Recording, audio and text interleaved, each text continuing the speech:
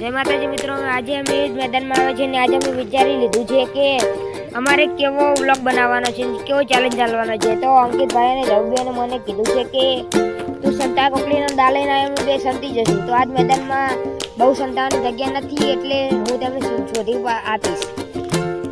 તો જાનીબેન તૈયાર છો તમે? અંકિતભાઈ તૈયાર છો? તો તમારે હા, જે પેલા પકડી ગયો એને દા લેવાનો. કાંતો સજા હા, ઘરમાં નહીં કરવાનો. આ તમે ગમે ત્યાં સંતી શકો છો.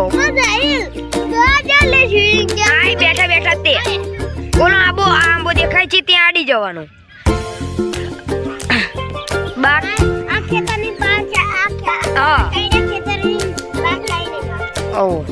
અને દાળ ના લેવા હોય તો સજા કરવાની, એ સજા લઈ લેવાની, બરોબર? દોડીને જોવાનું. હા તો બસ હાલો વ્લોગ સ્ટાર્ટ થાય છે. સ્ટાર્ટ.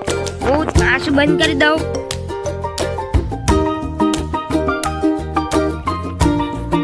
જય માતાજી મિત્રો, અંકિતભાઈ જાનીબેન તો આંસુ બંધ કરી દીધી નથી, પરંતુ હું જોતો નથી એટલે જે કાંઈ ગુનો કરો કહેવાય નહીં.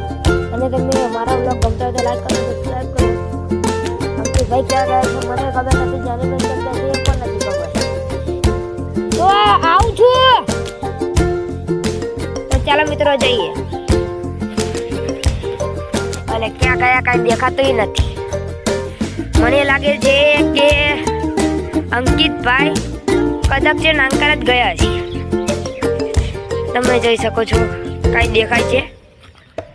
અંકિતભાઈ જડી ગયા છે તો તેમનો ચપ્પો થઈ ગયો છે.